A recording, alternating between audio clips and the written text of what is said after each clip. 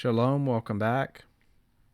So today we're going to look at a word in Josephus, this reference where Josephus says that the Essenes entirely addicted themselves to husbandry. And we're going to try and figure out, well, what exactly does he mean by that?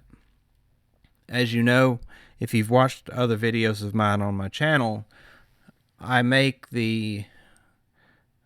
I put forth the theory, the hypothesis that the Essenes described by Josephus were actually the early Jewish Christian groups, and that these groups pre-existed Yeshua. So there was a group of Nazareans in Judea before Yeshua ever walked the earth, and that these Nazareans, these Essenes, represented an earlier form of Judaism than what you see in the Sadducees and the Pharisees. So Rachel Elior, she gave a speech at the University of Chicago Divinity School, and she spoke about this primordial form of Judaism that existed in the first temple period that we really didn't even understand until we found the Dead Sea Scrolls. And it is my belief that this earlier form of Judaism is what Yeshua came to turn the people back to. So just reading this passage here in the 18th book of the Antiquities, Josephus says that the doctrine of the Essenes is this, that all things are best ascribed to Elohim. They teach the immortality of souls and esteem that the rewards of righteousness are to be earnestly striven for. And when they send what they have dedicated to Elohim in the temple, they do not offer sacrifices because they have more pure lustrations of their own, on which account they are excluded from the common court of the temple. And this is all easily seen in the combination of the Nazarene Acts and also the New Testament, the Gospel text. You always see Yeshua in the outskirts of the temple. He's always on the porch of Solomon, or he's never actually in the inner courts. You never actually see him going in and making a sacrifice. A lot of people in the Hebraic roots movement try to say that he did, but you never actually see that. The only time we really see him going into the inner parts of the temple is when he went in there and shut down the animal sacrifice system. So why would he go in to shut down the sacrifices if he was making the sacrifices? It doesn't make any sense. In the Nazarene Acts, it says that Kepha is saying that the sacrifices have been superseded by the baptismal ceremony. And so that's what these more pure lustrations is. So lustration is a ritual cleansing. And in fact, if you look up the word lustration in the dictionary, you'll usually see synonym baptism. So all of this lines up with what we're told about Yeshua, what he taught, what the apostles taught. It all is 100% Jewish Christian type of beliefs. Josephus goes on to say, but they offer their sacrifices themselves, yet is their course of life better than that of other men, and they entirely addict themselves to husbandry. And so people will read this and say, okay, well, it says that they did make sacrifices, just not in the temple, and that they were raising animals because they were involved in husbandry. And in 21st century English, husbandry is usually used in relation to raising of animals. Now, if we look at what's said in the Dead Sea Scrolls and in the prophets, I believe a lot of the prophets were actually early proto-Essenes, that the sacrifices that they were making would have been their prayers and their praise and their thanksgiving that they offer up to Elohim, not the blood of beasts. And so these sacrifices they were making would have been their form of worship. And it could also even be, in some respects, in service that you give to your fellow man. So where Yeshua talks about, clothing the naked and feeding the hungry, that in itself is a type of sacrifice. And Kepha makes that point in the Nazarene Acts. He says, if you're going to serve an image, then you need to serve the image of Elohim, which is your fellow man. So all of this is, when you understand the Jewish Christian beliefs and you understand what Josephus is saying here, that they were not making their own blood animal sacrifices. They were making their own sacrifices in their own form of worship, which would have been through their praise, in the same way that the angels in heaven offered their praise to Elohim as their type of sacrifice. Also, we have this witness of Philo. Philo and Josephus were both first-hand witnesses to the Essenes, and Philo says unequivocally here that they did not sacrifice living animals.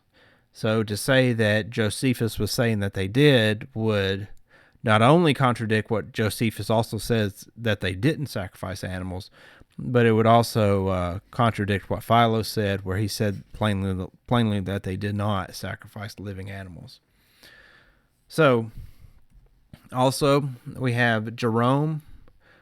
He's reading a text of Josephus that differs from the received text that we have now. And he says that Josephus actually said that they practiced perpetual abstinence from wives, wine, and flesh.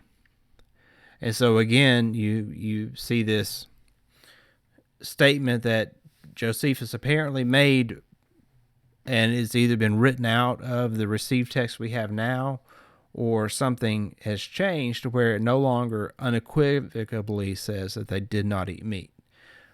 Josephus mentions the sacrifices, but he doesn't mention their diet.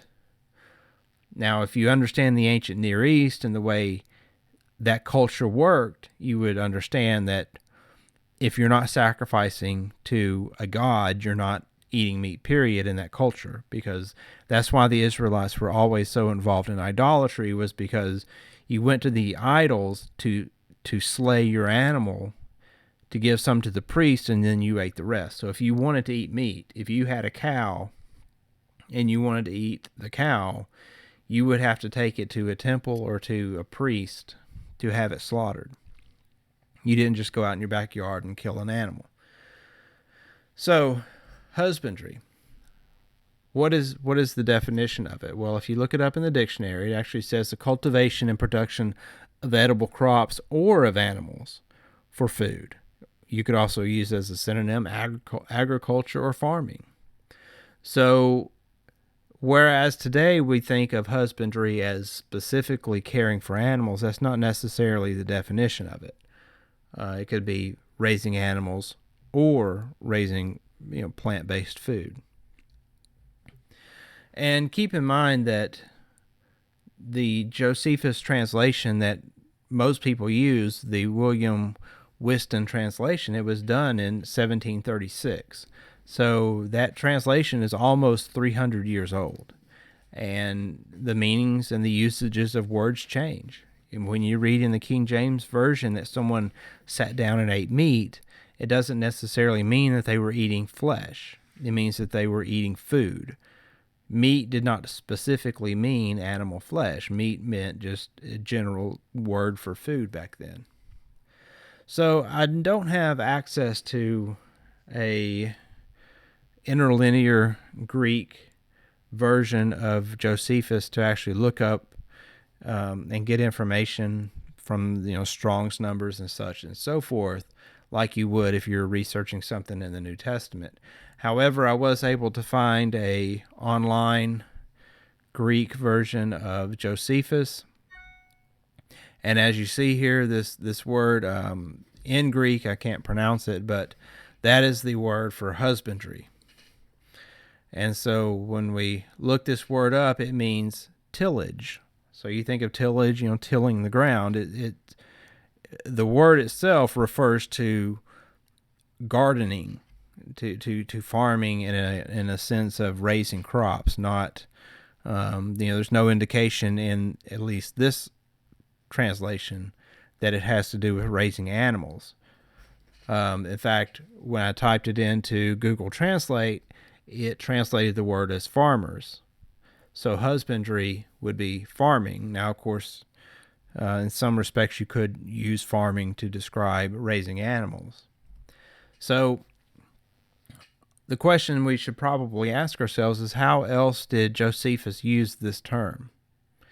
So if we look through the book of the Antiquities and we look how this word was used by Josephus, we'll see if we can figure out if it referred to farming in general. Did it refer to raising vegetables? Did it refer to raising animals? How is this word typically used?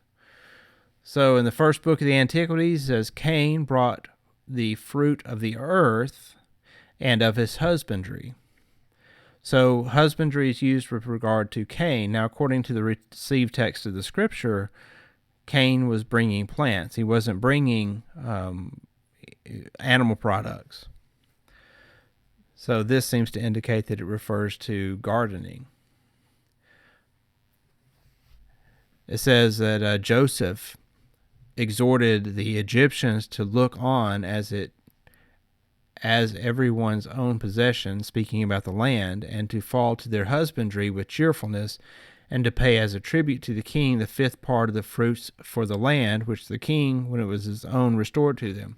So this is after the famine, where the king took ownership of all, or the Pharaoh took ownership of all the farmland in Egypt, and then he turned around and leased out the farmland back to the people that had sold it to him. This term for husbandry is being used in regards to the fruit of the land, which to me indicates is speaking about plant-based crops. He also goes on to say that Moses purified the people after this manner. He brought a heifer that had never been used to the plow or to husbandry, that was complete in all its parts and entirely of a red color. So it's talking about the red heifer, and Josephus is speaking that it's not been used in husbandry.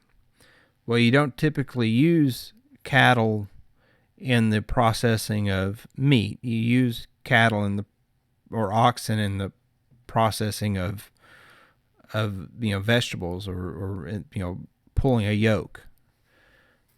So this seems to also be used in regards to raising plants, not with regards to raising other animals.